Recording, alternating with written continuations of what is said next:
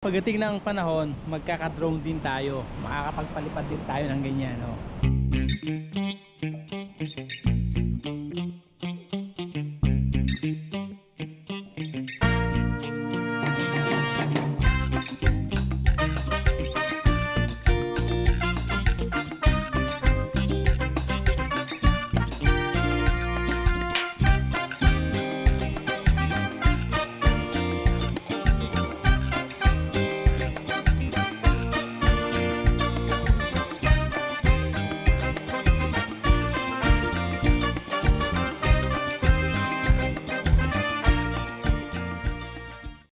Magandang araw muli mga kalakwatsers, mga kasama ko sa paglalakwatsya. Ito muli ang iyong kalakwatsers, Sir Sam, ang teacher na lakwatsero.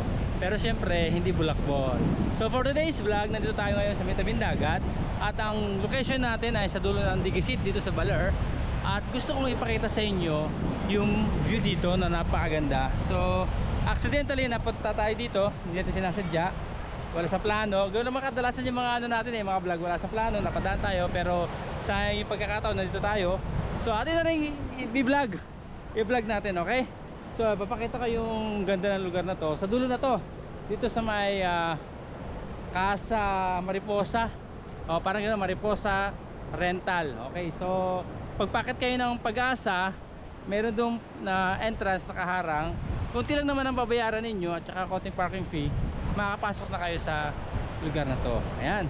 So kung mahilig kayo sa mga itong adventure, sa mga itong mga lugar na tabing dagat, lalo na dito sa Aurora, tapusin nyo ang video na to. At kung interesado kayo, mag-comment kayo dyan at share ko sa inyo kung paano kayo makakarating sa lugar na to. Alam nyo ba kung ano ang meron dito?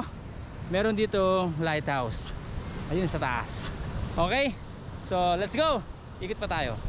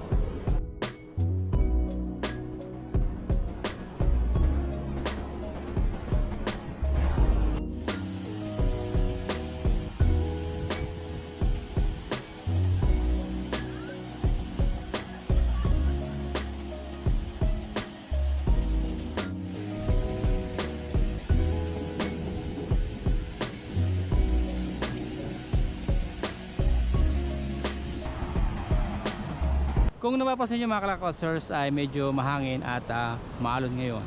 Iba yung tunog ng dagat dito, hindi siya masyadong tahimik. Kasi ngayon yung month talagang medyo mahangin na, malalakas ng hangin. At yun syempre, expect na yun, medyo maalon. Papakita ko nga pala sa inyo yung dinadaanan dito na buhangin.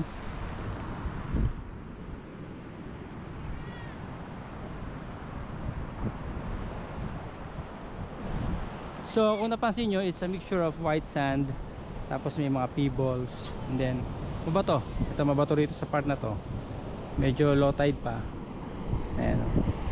Pero ano na, pwede maglakad-lakad dyan, mababaw lang yan. Dito nga pala dumadaan yung mga bangka. Kung naalala nyo, nagpunta tayo ng Dimanaya, dyan dumaan yung bangka sinakyan natin sa pagitan ng mga bato na to, mga bundok nito.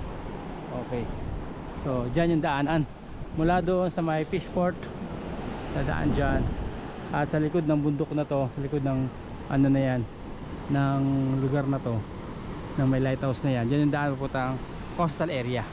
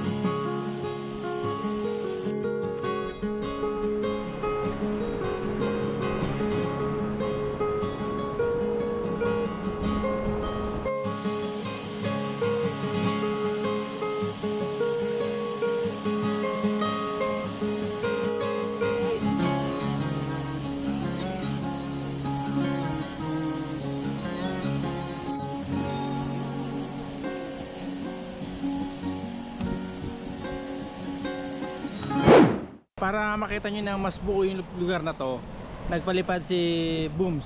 Yan o, si Kabooms Oscar na kanyang drone.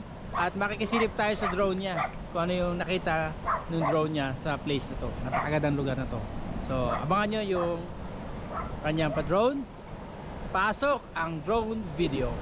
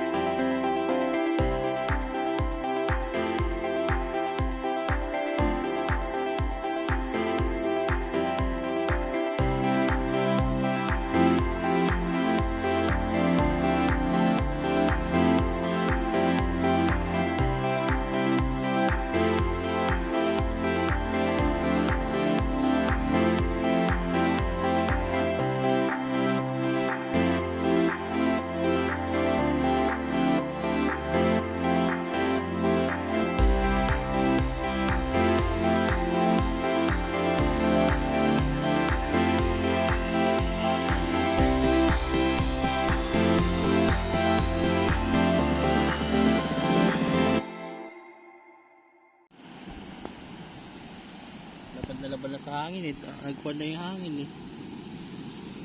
Nasaan na? Hindi ko makita.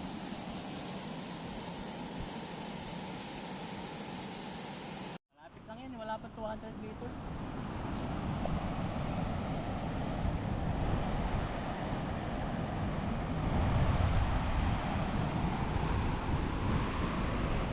Pagdating ng panahon, magkaka-drone din tayo. Makakapagpalipad din tayo ng ganyan, no?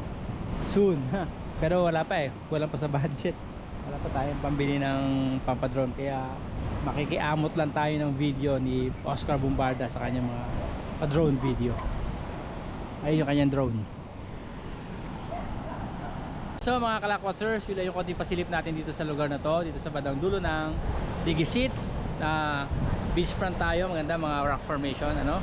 Yan, kasama natin si Kabooms Oscar Bombarda. Nagpapaalam kaming dalawa mula dito sa lugar na to. Don't forget to follow our Facebook page, Oscar Bombarda Sir Sam TV, at ang aming mga YouTube channel na kung saan may mga patalastas na rin.